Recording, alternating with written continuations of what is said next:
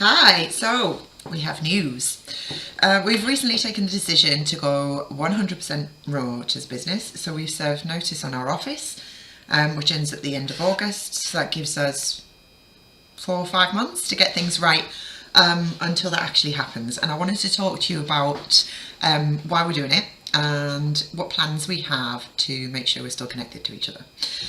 So there's three main reasons. First off, flexibility.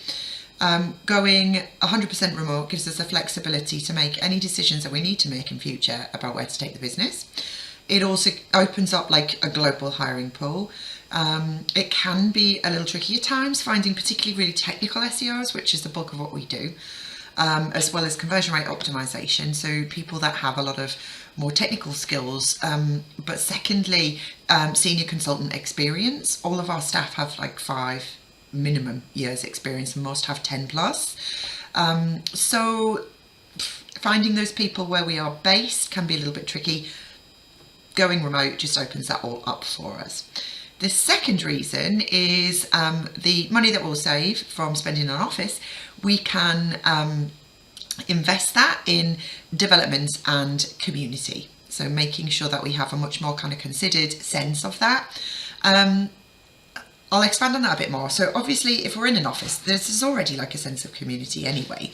But most of the time things aren't that special. Like you're with these people all day, every day, but we're working. It's a time-based business, it's an agency, so it's time-based business, which means that for the vast majority of the day, we're just heads down getting things done. So when it comes to actually doing things that are a bit more social, there's a sense, or there can be a sense of more forced fun. Now, we have done a lot of really interesting and cool things in the past, but it's been sort of an as and when. Like we've had really cool Christmas parties in the past when we were smaller. We took the whole team to Morocco one year. We've been to Scotland for our annual strategy meeting. We've been kayaking, escape rooms, all sorts of different things. And we want to do more of that sort of stuff. Rather than making it kind of just for a Christmas party or just for an end of year type of thing. And going remote means that these things are much more special and much more fun rather than kind of an also ran. And the third reason is that we're in the countryside, right? So we're quite far out from anywhere else. And finding the office in the first place was a little bit tricky. Getting somewhere that was A, big enough, and B, had a really fast internet connection because, you know, critical to what we do. So getting everybody there can be a bit tricky at times. Going remote means that we don't need to worry about that at all. And it means that our internet connection is as good as we have at home. So those are the three kind of practical reasons. I'm going to expand more. I think it probably will need a separate video on how we're going to master things like onboarding new starters and things like training and requirements and that sort of thing, because there's health and safety elements to it. So that's kind of, I guess, a drier topic and more involved for another day. What I wanted to talk about today was the plans that we're making to keep us all connected. And it's a phased approach because obviously it's 2021, we're not yet out of lockdown, and it's a phased emergence from this lockdown situation. So we're having a kind of phased connection or connection plan, if you like. So phase one, and this is what we've been doing all year, to be honest. Phase one, we do daily coffee meetings, and it's 10 minutes, just start the day, grab your coffee, sit down, open up Zoom and just chat about what are our main priorities for the day, what are we working on, how are we doing, that sort of thing. These are kind of social meetings. We do have other meetings that we have to have during the week. We call these sacred meetings. Sacred meetings have to take place. They have a kind of mandatory attendance. Everybody's got to be there. Everybody's got to be on time because they're mission critical. So it's like, you know, the Monday morning weekly meeting or a onboarding meeting for a new client win or something like that. The other types of meetings we have are more kind of social meetings, like the morning coffee. We also have a Wednesday social.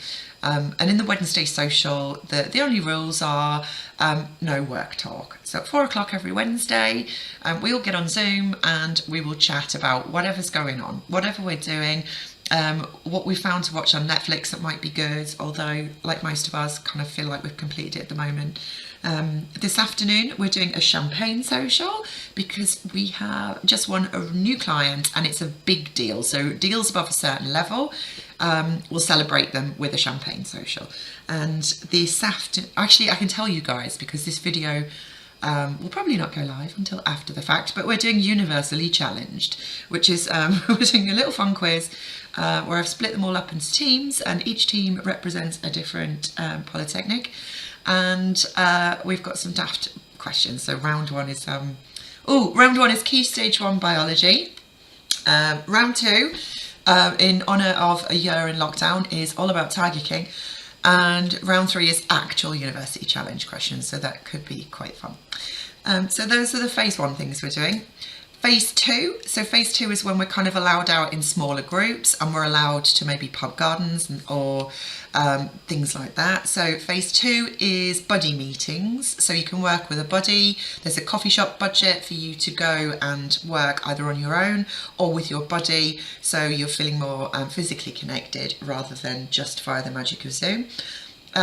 The other thing that we're having is our small parties meetings. So small parties being like the management team, any group that's 6 or less. So the management team, the technical SEO team, the internal team, so bookkeeping, marketing, that sort of thing.